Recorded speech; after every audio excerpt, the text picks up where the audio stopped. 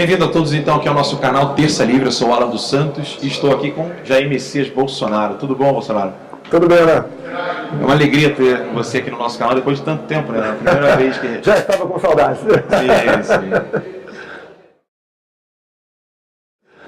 Jair, a primeira pergunta é com relação ao que está acontecendo hoje no universo internacional, né? O mundo hoje está muito agitado. Donald Trump tem tratado a China de uma maneira diferente. Os Estados Unidos, que sofreu na mão da China, acreditando nela no período do Ronald Reagan, e hoje a gente percebe que os chineses estão comprando o Brasil. Como é que você vê tudo isso aí? Eles estão dominando o mundo, né? Na África entraria Angola. No Brasil, cada vez mais nós temos notícias da participação deles aqui, inclusive em áreas estratégicas.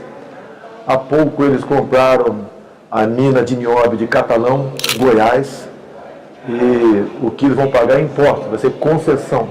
Te pergunto uma coisa, Ana, se eu só tenho um produto, quem é que bota o preço nesse produto? Tem que ser eu, não você. Lamentavelmente, estamos entregando aquilo que nós temos de bom para o mundo, em especial para a China. Posso um pouco mais além.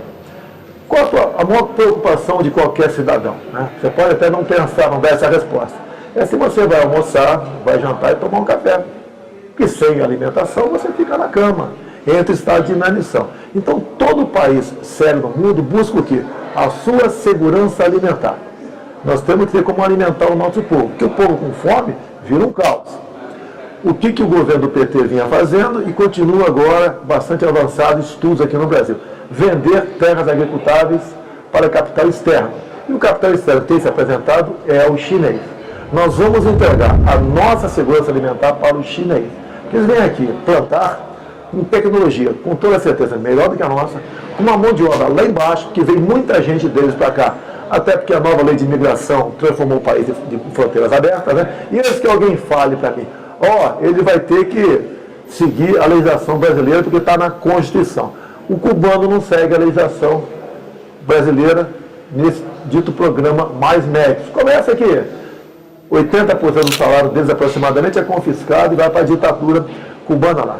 A China tem 1 bilhão e 400 milhões de habitantes. O ano passado revogou a lei do filho único. Eles tinham realmente um rígido controle de natalidade lá.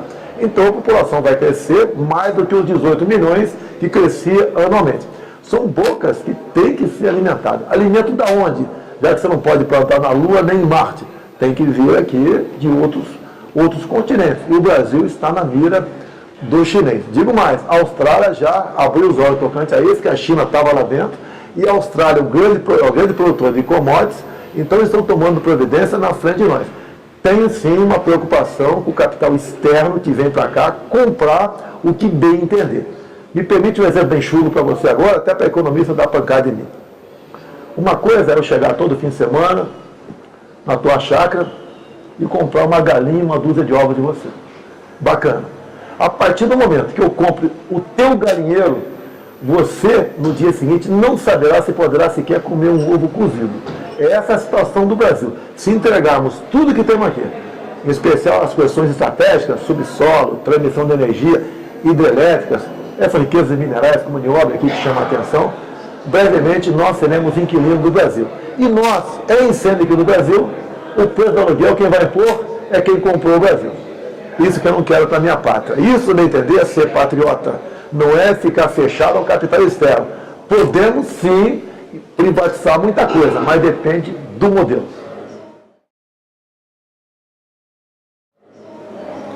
Muito bem.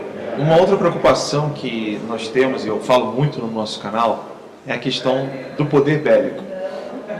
Hoje nós sabemos que a economia forte, ela se fundamenta numa forças armadas forte.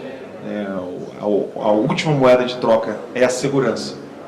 Não se tem como comprar segurança, ou melhor dizendo, não se tem como manter a economia forte do país sem a segurança. E os Estados Unidos, ele concede segurança para os países que ele faz aliança. O senhor pretende, uma vez como presidente do Brasil, fortalecer as Forças Armadas a ponto dela ser uma das mais fortes do mundo? Eu te perguntaria, né? Como estaria a Coreia do Sul, o Japão, Israel, sem um apoio norte-americano bélico? poderiam já ter sido varridos do mapa até. A questão do Brasil. Nós somos um país aqui que tem aquilo que o primeiro mundo não tem mais. Riquezas minerais, biodiversidade, água potável, terras agricultáveis, e estamos abertos para o mundo. E isso é uma preocupação. As nossas Forças Armadas, que eu faço parte delas, estou na reserva, tá? Não tem como exercer o poder de persuasão. Ou seja, ter o poder de intimidar quem, porventura, queira se aventurar na região amazônica. Então você tem que fortalecer as suas Forças Armadas. Fizemos, no final do governo Sarney, começamos o projeto Calha Norte, pelotões de fronteira na região norte do Brasil, para colonizar e fazer com que seja demarcada aquela região como nossa. O que o Collor, de lá para cá, começou a fazer no Brasil, em especial o governo do PT e o governo do FHC, né? Transformou quase tudo em reservas indígenas. Mais cedo ou mais tarde, essas áreas riquíssimas, que não foram transformadas em reserva indígena por pressão indigenista ou visando direitos humanos até mesmo dos índios, mas sim visando interesses internacionais.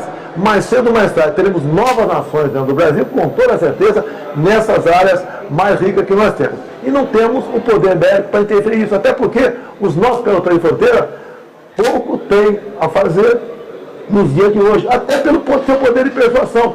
A questão de 15 anos aproximadamente, tivemos uma operação lá, conhecido no Rio Traíra, onde o pessoal das Farc entrou e fez um carnaval lá. E os nossos pelotões de fronteira hoje em dia, o que faz? Parece que é um grupo de homens, militares, sim, que estão dentro de uma área delimitada. É um cercado, não pode sair de dentro. E somos vigiados pela FUNAI e por ONGs internacionais.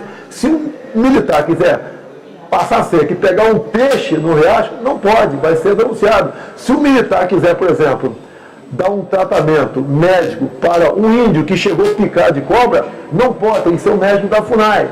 Então a grande preocupação nossa, sim, é muito além do que se possa imaginar quando se fala em Forças Armadas. E mais ainda, só temos democracia no Brasil graças às nossas Forças Armadas. E aproveito o momento. Parabéns, comandante Vilas Boas, pelas suas 2 tuitadas. Resolveu momentaneamente o problema no Supremo Tribunal Federal. O senhor falou de países que são democráticos, vivem leis que realmente são cumpridas. O Brasil hoje tem embaixada da Coreia do Norte dentro do nosso território. Nós reconhecemos Palestina como país, coisa que não é reconhecida ainda em lugar nenhum no mundo. Como é que ficaria uma aliança, por exemplo, com Israel, Estados Unidos, Inglaterra? O Brasil voltaria a ter mais diálogo com esses países? Estive, né, o ano passado em Israel e Estados Unidos. No corrente ano estive no Japão, na Coreia do Sul e Taiwan. É o cartão de visita que eu apresento para a sociedade, como nós queremos tratar a nossa política externa. Obviamente a Europa está nesse contexto, não tive a oportunidade de ir para lá ainda. É por aí. Fazer negócio com os países, sem problema nenhum. Você pode fazer com o país que você quiser. Mas você tem que priorizar negócios com países que possam também trazer tecnologia para você. E não priorizar o comércio, como se faz aqui no Brasil, via Mercosul, visando apenas o viés ideológico.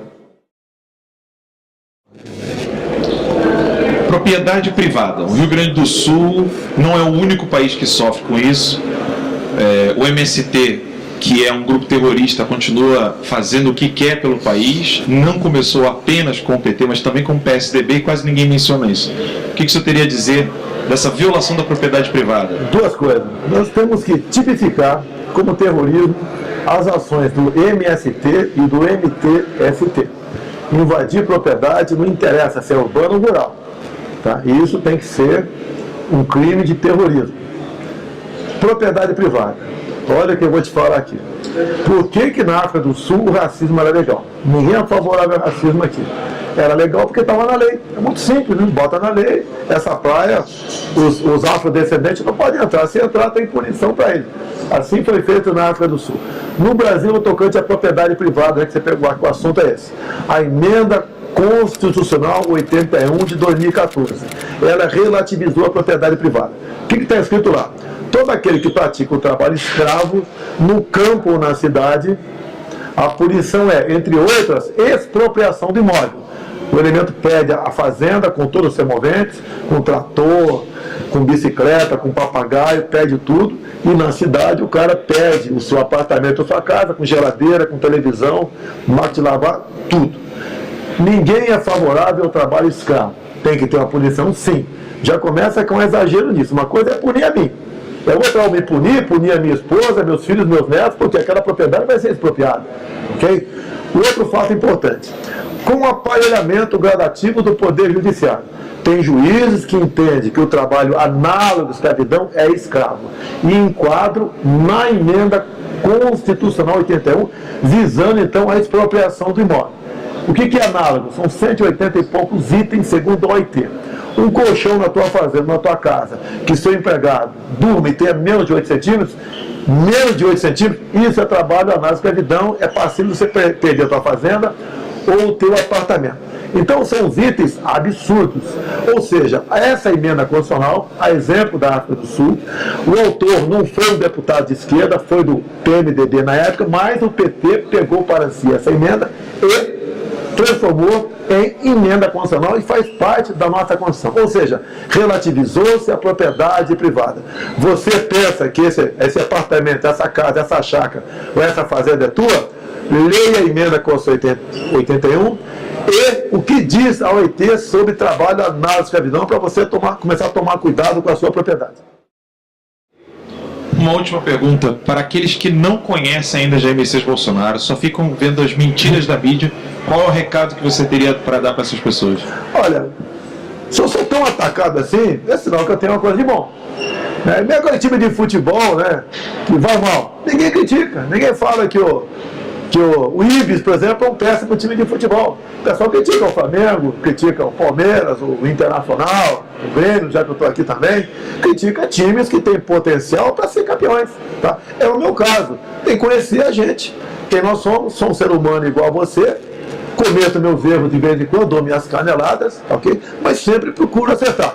E sou completamente diferente dos demais pré-candidatos que estão aí. Por isso a gente tem crescido e cada vez mais uma pessoa se inteira e sabe quem eu sou, logicamente vai apontar alguns defeitos, mas como um todo nós somos muito melhores e diferentes dos que estão aí. Pessoal que segue o Terça Livre, Jair Bolsonaro, um grande abraço a todos vocês. Por esse canal eu sou apaixonado há muito tempo e a verdade nesse canal está acima de tudo, como as nossas propostas. Só a verdade poderá nos libertar. Parabéns, Terça Livre. Tamo juntos.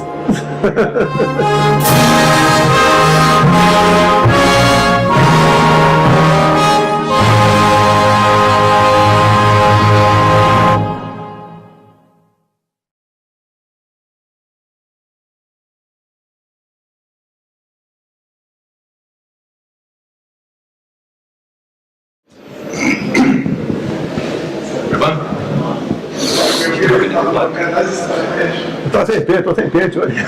Se eu fosse igual a você, não tinha esse problema. Inclusive, economiza shampoo.